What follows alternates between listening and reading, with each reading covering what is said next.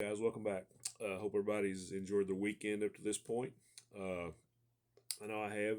I've had a few days off. We got off for Juneteenth, and then I took vacation days Friday and for tomorrow. So I had a little nice 5 day stretch. Had somebody fill in for me doing the music gigs this weekend. And even though we didn't get to go where we wanted to, because we were going to take a trip to North Carolina, and one of the stops was going to be at Heroes Con. So family stuff comes up, and you have to take care of family first. So that's what we're doing. But my wife and I did get to go out and have a little day trip. We checked out a peddlers mall that we wanted to go check out, and huge place. We didn't even probably get like a third of the way through it, but I did know there was a couple of comic dealers, or comic dealer booths.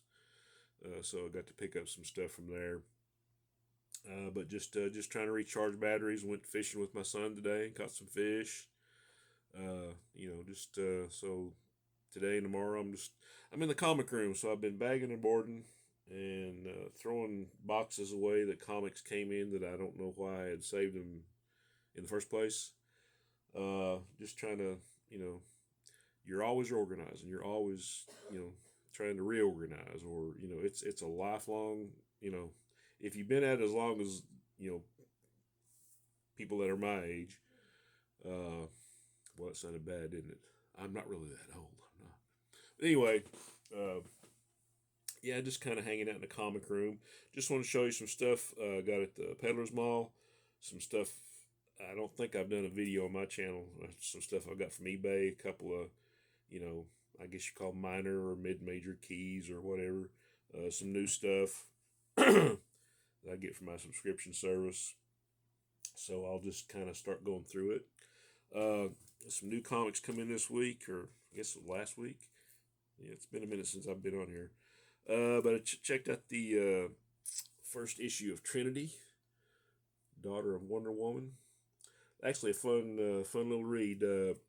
Guys that are fans of Crisis on Infinite Earths, our old friend Pariah shows up in this one, and there's a lot of time twists and alternate universe stuff, just up my alley. So a good little read. So far, I'll keep getting it. This is like an alternate cover to Action Comics 1087, and I think they're going back and going to tell some stories of Superman as Superboy. So kind of all new adventures of Superboy, but of the Superman we know now, or at least in the comics anyway. So good read. Another fun series that I started on was the new Supergirl. Of course, this is the summer of Superman, so all the Superman, Supergirl stuff is going to get high profile. Uh, so this is a fun little book, and yet another different take. So, but enjoying it so far. Uh, this is one of my favorite titles from DC. Uh, Absolute Batman. This is number 9. I've been collecting this one since the get go and have not been disappointed yet. A lot of great storytelling and really liking the art. So highly recommend that one. And I grab every facsimile I see. So this is a facsimile of Batman number 9. Classic cover. So I'm going to dig into that one soon. So that does it for the new stuff recently. Okay, like I said, I got a couple 2 or 3 eBay purchases, and then I went to the Peddlers Mall yesterday, and all of this is like within the last couple of weeks, I guess. Uh, but I'll go through the stuff from the Peddlers Mall. Found some good stuff. I was kind of surprised because a lot of times you go to these peddler malls and you have a lot of overpriced '90s books and on up to modern age stuff, and you're really kind of disappointed. But I saw the picture of this booth on Facebook Marketplace, and I said, I might have to check this one out because it had a lot of Bronze Age stuff. So, and most of these books were like anywhere. Well, I went to a couple different booths, so all this stuff was like in between 99 cents and like $6. So came out pretty good. So first off, we got some Sergeant Fury and the Howling Commandos, number 100. Classic Gil Kane and John Romita cover. I got to mark this one off my picture frame cover list. So happy with this one. I think altogether I probably got to mark about 11 books off my want list. So a good day, or a good good little period of time for finding stuff that I needed or wanted. Here we got the Marvel 2-in-1 number 15, A Thing in Morbius. Early Morbius appearance against, yep, you guessed it, the Living Eraser. Who could forget him, right? So I got to mark this one off the list. Found a few issues of Defenders I didn't have. Closing in on that one. I'm going to look and see how many Defenders I do actually need. Let's see. Okay.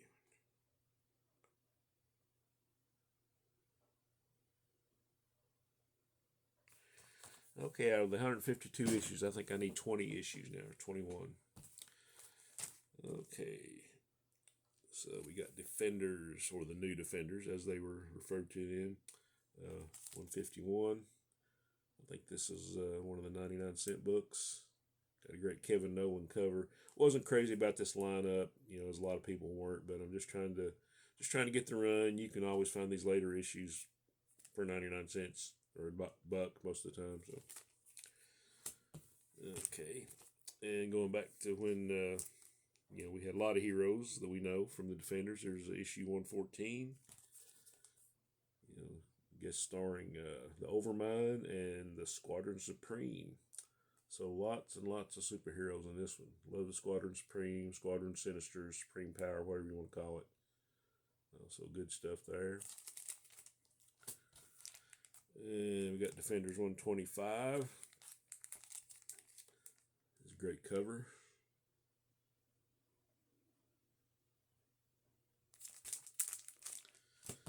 And the last Defenders book I found was number 74, with the Fool Killer.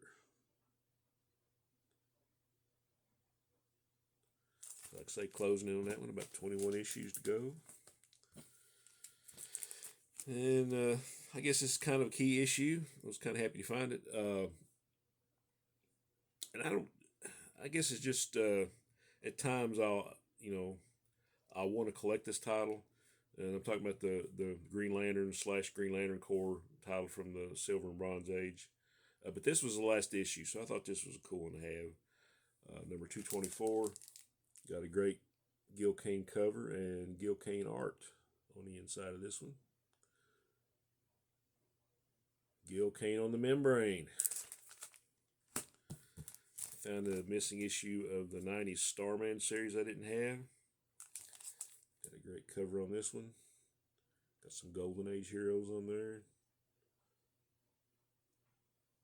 For anybody that hasn't read this series, and I know when I talk about it, I beat it to death, but this is like one of the great series in comics, period, even though it was from the 90s, one of the few good comic series, put it that way. So definitely worth picking up. And crossed a couple more off my Tales of the Legion, the superheroes. There's number 336. Let's see. I'm kind of curious. Should have done this before I've done this video. But,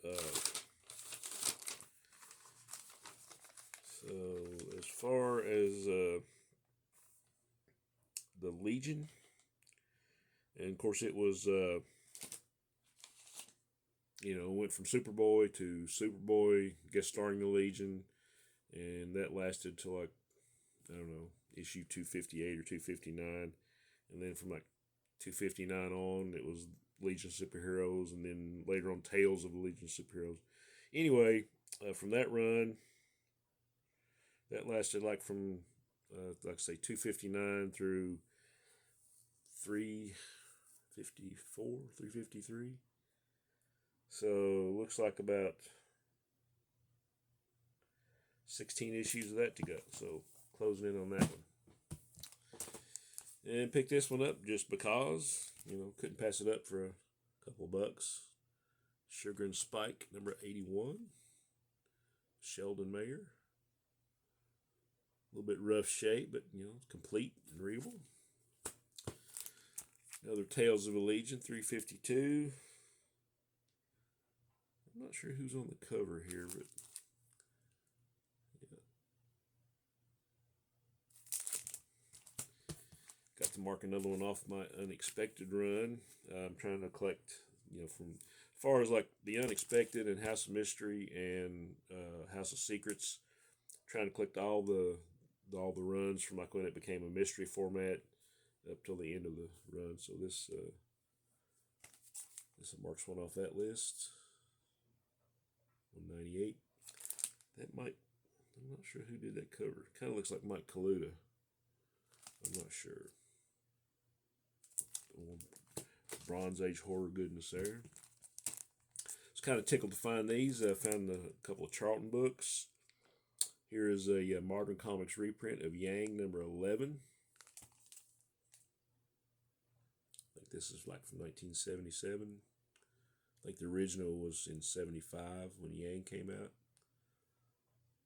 Warren Sattler on the art. And found some. This was pretty rough, but for 99 cents I picked it up. Found some Charlton Romance. Teen Confessions, number 70. Kind of like that cover. And believe it or not, this is the first one that I read, right? So I opened it up and I read it, and I was like, okay, the art, I like the art, But these stories were terrible.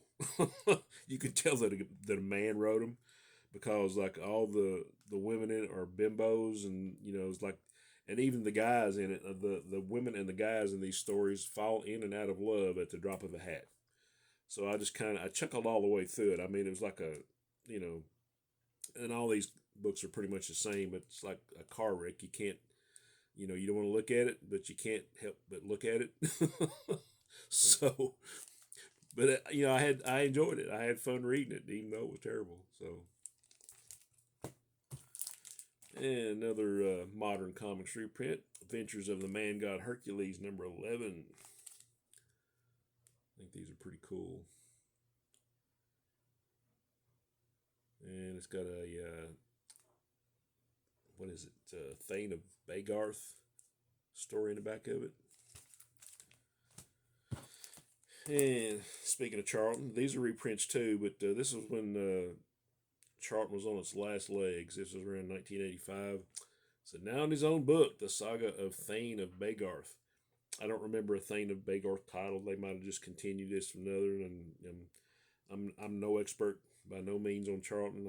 I love the company, but this is number 24. I don't remember the first 23, so they probably continued from another title, or I don't know. He might have had a title for all I know. But this is a cool cover. I like this. I like the way they did the logo, and this, like I say, this is when Charlton was on its last legs around 1985. But this is a really cool cover by Mike. It's Mike DiCarlo. Let's see. Yep, Mike DiCarlo. Very cool. So it was tickled to find this one too. Got some Gold Key. Brothers of the Spear with another awesome George Wilson cover. It's number 16. Needed this one for the run.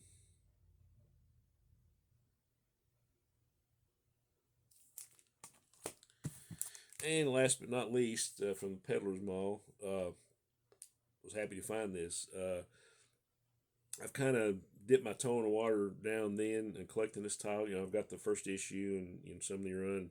My buddy Eric K gifted me his favorite issue of this. I think it's on my shelf over here, number 45. This is Power Man and Iron Fist number 50. This is the first issue where they both were in the title. Got some great John Byrne and Dan Green art in it.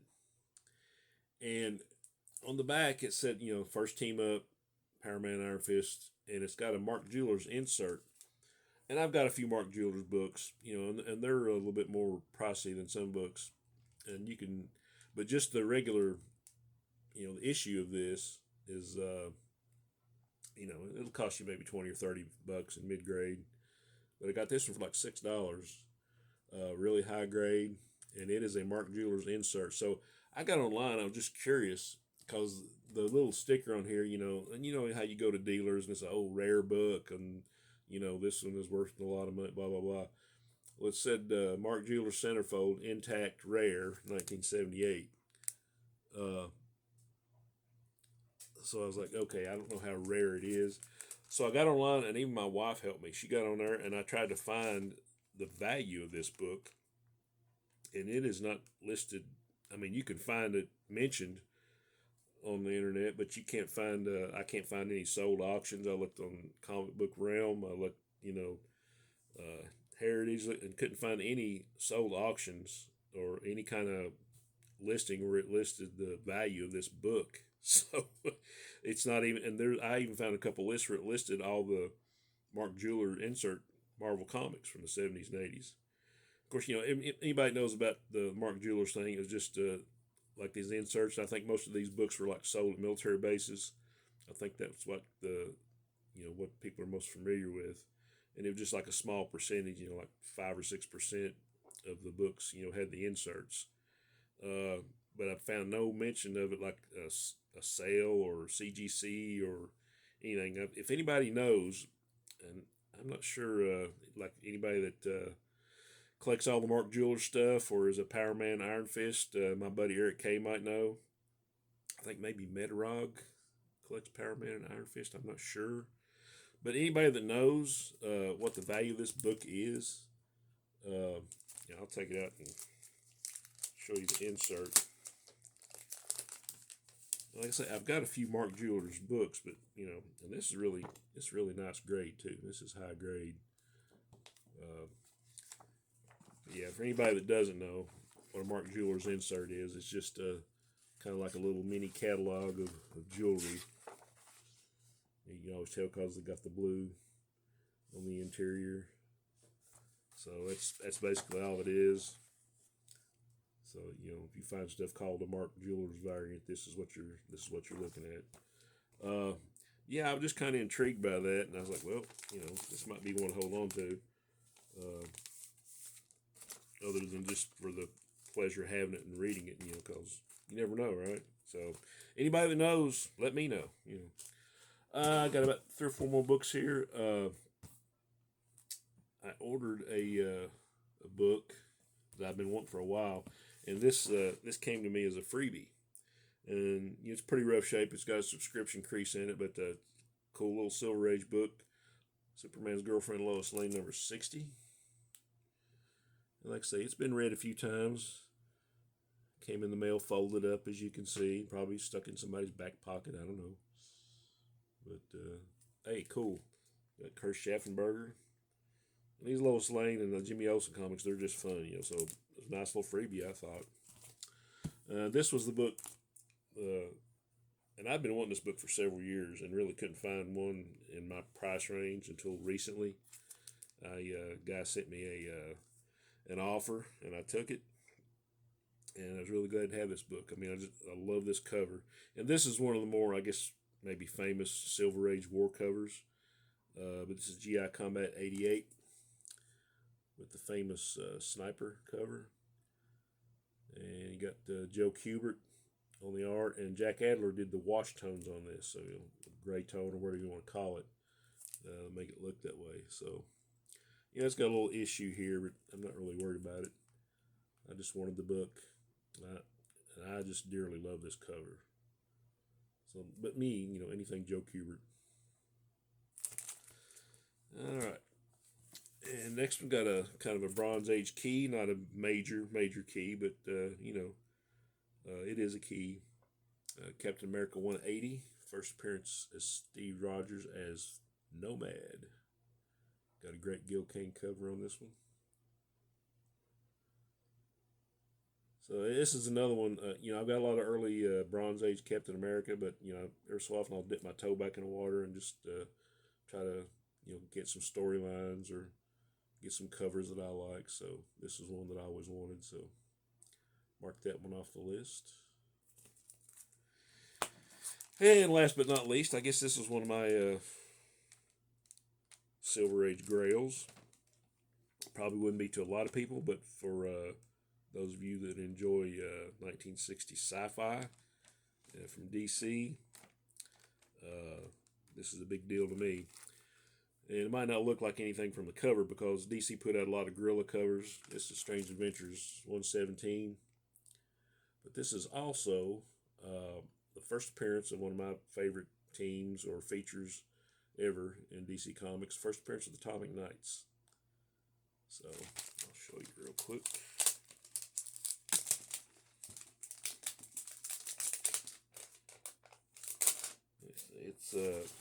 It's not in immaculate shape, but you know, sort of mid-grade. But you know, I'll take it. It works for me. Got some water damage on the back, but I'm not worried about that. Yeah, but here we have first appearance of the Atomic Knights. And the thing about the Atomic Knights, I think they originally made like 16 appearances in Strange Adventures, and I think they did it like every 3 issues. They would have like a Atomic Knights story. And the funny thing is that all those 16 stories, only one time did they have a cover appearance. And I think it was like 150 something. But like I say, they appeared like every 3 issues up through like issue 160 or so. So really happy to have this one. Now, as far as reprints, if you just want to read the story, the later issues of Strange Adventures, I can't remember the numbers right off the top of my head, but like in the later ones, which are a lot cheaper to get, you know, like in the giant size books in the early 70s, they reprint every one of those tales. So that's kind of cool. And I think they did a hardback just a few years ago. Had all the Atomic Knights features in it. So really happy to have this one. All right, guys, that's all I got. Like I say, I hope you guys have enjoyed your weekend. I'm going to find some food somewhere, and then I'm going to get back to it. Always lots to do. But I do want to give a shout out to Eric K and all my other YouTube friends that might have went to Heroes Con this weekend. Eric's been texting me and my buddy Rod some pictures of his goodies, and he come off with a major haul. So kudos to Eric and anybody else here on YouTube. I think my buddy Matt, he was there. I'm not sure, maybe Metarog or Howler Mouse. I'm not sure who got to go and who didn't. Like I say, I had my ticket, but I had to kind of eat it, you know, just because the family stuff going on and family health. But going to try for next year. So you know, and there's a lot of little shows around here that I'll get to go to. But yeah, I hope everybody that went to that had a great time. And I'm sure Eric will be showing us a haul video before too long. So guys, hope you have a great night and a great coming week. Thanks for being here. Onward and upward.